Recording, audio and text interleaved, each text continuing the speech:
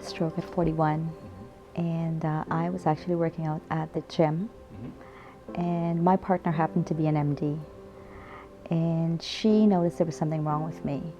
I didn't know. She would later tell me that she saw me leaning against the wall, and she poked me in the arm and said, "You okay?" She said I didn't say anything. I was 36. I was on vacation in the Bahamas with my 2 small children, and I went for a run with my dog that morning. I ran 5K, and I came back and had sort of what I thought was a fainting event, and I basically fell to the floor with the most excruciating pain I've ever felt. My whole right side kind of just gave out on me. I was leaning, I was laying flat on the floor, drooling, and I uttered some response to get me some help. I didn't know what it was, I didn't know what happened to me, but I just remember I was almost unconscious and drooling really bad right away on one side of my face. And I can remember trying to get up, and I finally got to my knees with great difficulty. I wasn't seeing, I wasn't able to walk, I couldn't talk, I couldn't swallow. I thought I was having a heart attack. That's what I thought was happening. And I thought I was dying. I actually laid there and thought, oh, this is what dying feels like. So this is it. That was the start of it. It was life turned into a hell within just a few seconds. I think I was in denial. First of all, I was too young. And in my mind, they've misdiagnosed me. I'm too young to have a stroke. People that are 70 have strokes, not 41-year-olds. To accept that I had a stroke was really tough. I thought it was the lousiest deal in the whole world. I thought that it was a lousy deal. It's like I didn't deserve it.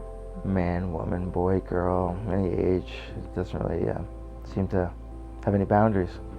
I was a single parent with 2 small kids. I was really focused on trying just to get back to a semblance of normal life with them. You take these little baby steps and you graduate from laying in a bed to scratching your nose to sitting up in bed to rolling over on your side to making your way over to the bathroom with the IV pole, and then eventually you're going from the wheelchair to the walker to the quad cane to nothing. It was terrifying, but it was at the same time empowering, because I had moved from being in the emergency prostate, not being able to do anything, to actually sitting up and putting my feet on the floor. So I thought, well, this is progress. I can remember in particular getting in the the elevator at the hospital in Calgary. There was a little boy that was he had cancer, and he had no hair, and his chemotherapy had wasted him away, and he had no legs. And I just remember he was such a mad and angry little boy. And I could see it.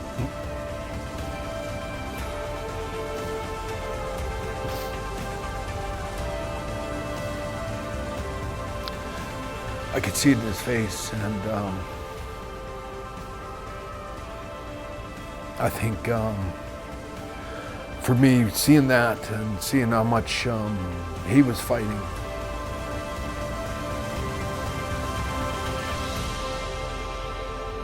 it made me find the courage to be a bigger man.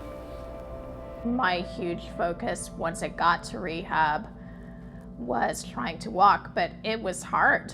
It was hard, and I thought I was motivated and had a positive outlook and everything, but it was hard work. There were days I couldn't get out of bed. It was exhausting. As I was leaving rehab one day, I remember my speech language pathologist, actually no, she was my occupational therapist at Hamilton Health Sciences, and she had the pamphlet pasted to the door, and she said, "Jen, this group meets the first Wednesday of the month. It's called the Hamilton Young Stroke Survivors Group. You might benefit from this." And I said, oh. But what I was thinking was, I don't do groups. It took a lot for me to commit to coming to a group of other people that had had strokes. I had already that feeling in rehab of being around people like that, but everybody was on their own path. There wasn't really like a camaraderie in that way, so I really didn't know what to expect. When I've had contact or had dealings with people with stroke, they just want some kind of positive energy from somewhere. You know, they want to see somebody doing better, or somebody to prove to them that there's hope. So I went to the group looking for another survivor who had been struck right down and come back to give me some hope. But what I started realizing was I had come back quite a bit, and I seemed to be providing that influence for some of the people that were there. They were looking at me going, wow. And I remember the first time I got there, I met Jeff, and Jeff was he was very forward. He was just, so when was your stroke, and how are you doing? And I'm like, wow, you're asking a lot of personal questions. But the meeting went on, and I was like, wow, I'm home. But she had volunteered to become the vice president of the group, because I was the president at the time. And just over the course of time, we just kept in touch to just simply talk and go for coffee and to relate to life post-stroke and things that are going on. So we graduated from being colleagues to friends to best friends to partners in life. Yeah. Life's wonderful. And it's gotten better. As a matter of fact, I do believe my life today is 10 times better than it was before the stroke. Can I say that? Is that too much? Because it's true. I never thought in a million years would I ever meet anybody again and get married again and have a life again. I've told Jennifer this as well. That is the turning point. When that happened, you go from existing and you continue through life, and then you become living again. And that helped me to start living again.